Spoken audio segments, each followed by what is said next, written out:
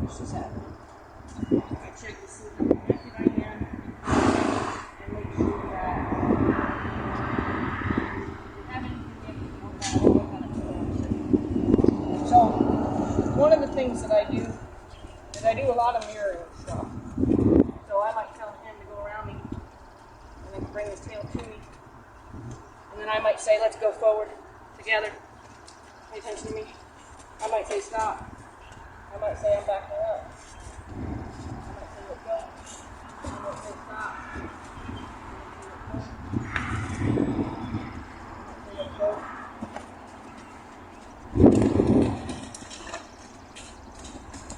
So he's a tricky guy. I'm going to say stop. I'm going to say back up. I'm going to say let's go. I'm going to say stop. I'm going to say back up. I might say let's go. I might say stop. I might say back up.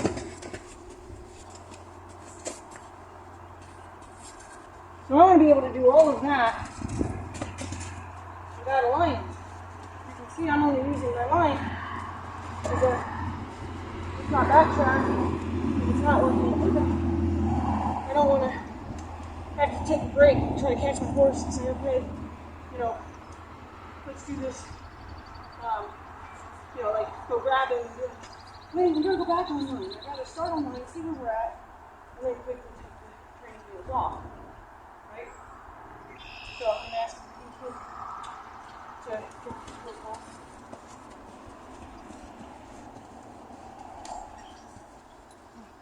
I am not at all opposed.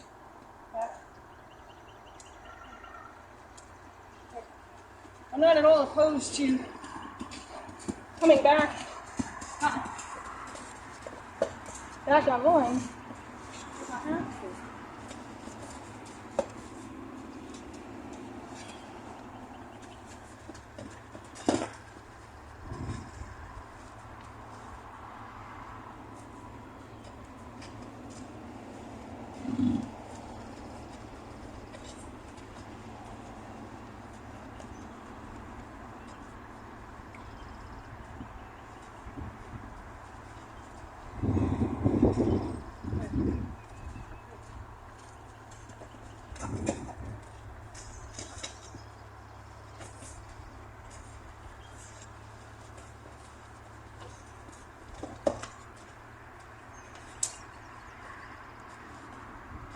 So that was him assuming something, so that's why he got a little tap on the chest.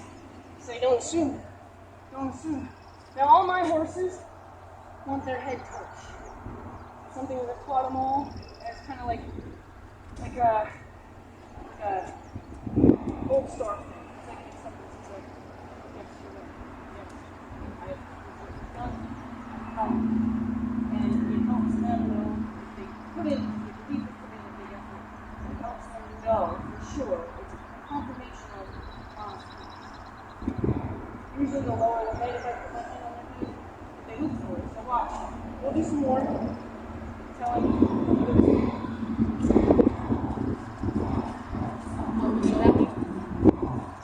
I'm going to ask him for the canter in a second. I'm going to stop him. And I'm going to show you.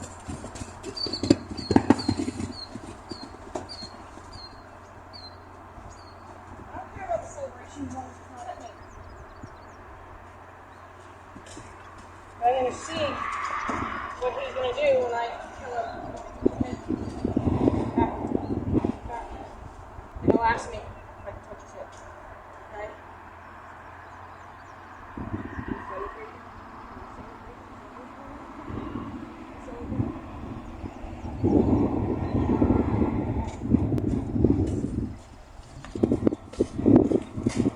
So I would call him connected, right? Now, with him, you gotta be real careful. Ooh, a lot of water in there. Maybe a little heavy. You gotta be real careful with him. He likes to roll anything. That rolling is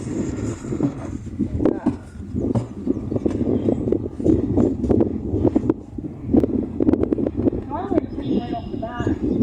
Right off this.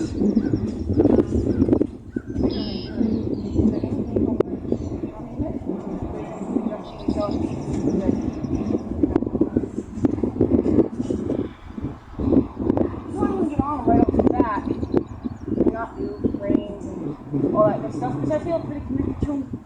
Right? I do have the neckline. It doesn't really do anything weird and stupid. I don't have much control. This is more of a guidance. So this is my backup too. I'm going to tell him to turn back, turn away, turn away, turn away. Stop him. Go. I'm going to tell him, turn away, turn away, turn away. There you go. Good. Good.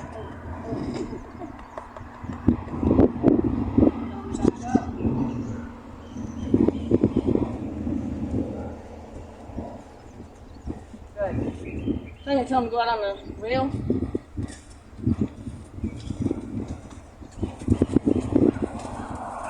I'm using the neck one just support if necessary, but I can use it between my legs. If I'm going to get across the center, I just use my leg and use the neck rope. I steer with my leg and then say change direction. Look where I'm going to go, turn my shoulders where I'm going to go, turn my steer down straight on.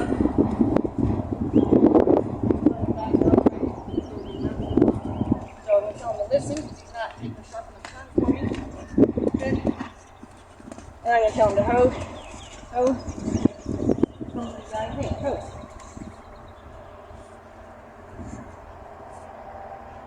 Tell him back up.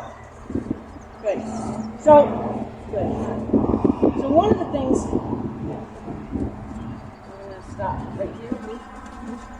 One of the things that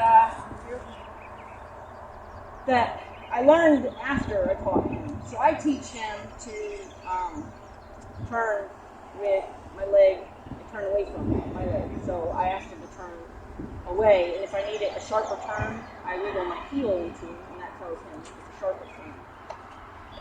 I later watched a trick rider who rode bareback. I like this for two reasons. One, it keeps my butt clean, and two, it does offer that suede grip. It's just like full seat britches, which I hate, but this is kind of like, this is my substitute for full seat britches. So what he said that he does, and I regret not thinking of that as much as I ride bareback, is he tells the horse to turn towards the leg. So if he were to put this leg on, the horse would turn right. And I told you, you're in selfie mode, so you're going to be seeing it backwards. So you're thinking, I don't know my right from my left. This is my right. I do know for sure it's my right, but there it's going to look like my left. If he were to put this leg on, the horse would turn this way. And the reason he did it that way was so he could put himself in position as the horse turned. And I'm like, man. I mean, I could reteach it, I could reteach it to this horse.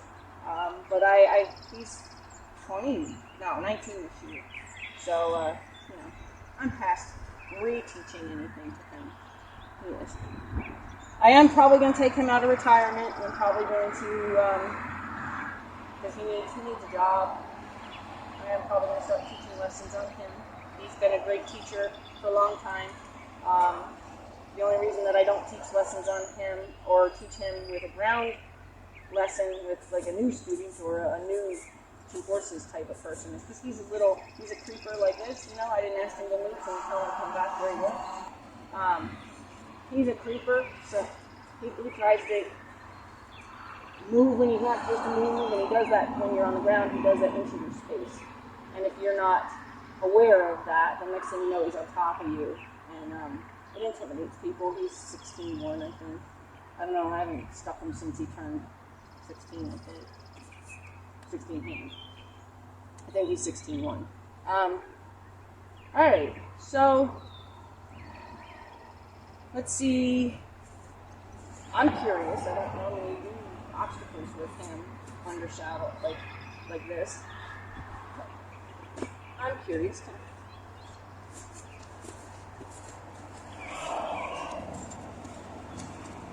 I can have him go sideways over this pole. Now, if I were to ask you, how would you ask a horse to do that for the first time if you're not sure he's going to know how to do it?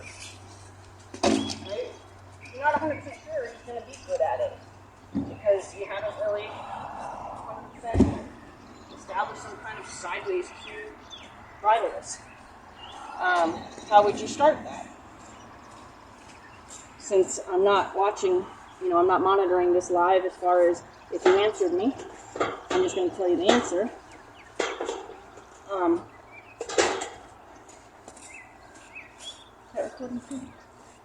Yay. I would start with asking him to keep the sideways over a phone first. This horse knows, so I can ask him to step up. Here. Oh. Wait, back, back, over. Wait, up, forward. Good. Over. Back, good. Back, good. Over. Good. So like I can plant that in his mind, and I know what we're gonna do with that, right? So I'm gonna ask him to come over here. I don't think I need these stupid sticks. I don't. Here. Right. Here. Good. Here. Good. Good.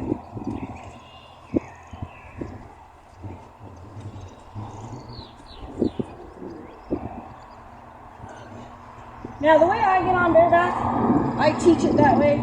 I teach it like a vaulting horse. I throw my body on him and then I swing my leg over. I don't stand on a mounting block and put one leg over him and then try to launch myself that extra, quarter turn to get my butt fully on them. Because if my horse were to jump, spook in any way, and my legs hooked onto the horse, I'm probably going to have my pelvis broken. The horse jumps in an aggressive way, and you got your leg hooked on him, and he jumps out that way. First of all, he's pulling you definitely off the mounting block, and second of all, you're probably going to break your pelvis. So I don't do it that way. I teach get your whole body on the horse, and then swing your leg over. And I teach that based on having started a lot of horses. That's how I first introduce horses, allowing me to be on their back. I start all my horses bareback. The saddle comes later. I teach them about the saddle, but I don't ride. My first rides, usually walk, trot, canter. My first rides are all bareback first, and then I throw the saddle on. I'm more comfortable bareback, and I feel everything that they're thinking. And it's hard to do that with a saddle. Okay, so can I? Hey, talking to you. Alright, you're done. Hey. You're not that itchy. Alright. So I want to tell him, let's see. I need him, need him behind you. Listen to me. Good. So, can I tell him over? Over, back, hey. No, that wasn't hard. And I do think it's because I already showed it to him. So you can cheat with your horse and say, hey, what about I show you what I want you to do. Nope. Wait, nope, step up. So I didn't show it to him. No.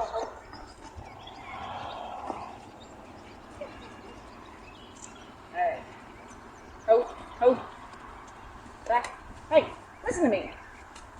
No. No, so see he's taking over, and now I'm going to tell him to back. I don't want him taking over my decisions here. So what I'm going to do is I'm going to tell his hind end, so I'm going to tell his front end to stop. So his hind end is coming. Good. I'm going to tell him to back. I'm going to stop him from backing down. I'm going to tell him over. Nope. Yep. So now my body is pushing his ribcage, so just kind of catch up.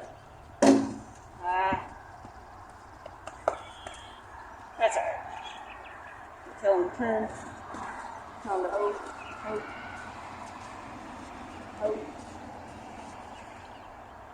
Now, I stopped him instead of went ahead and asked him to go over there because I wanted to make sure, because I told him to, because the last time it went so fluently that I can honestly say I even doubted myself if he was just taking over.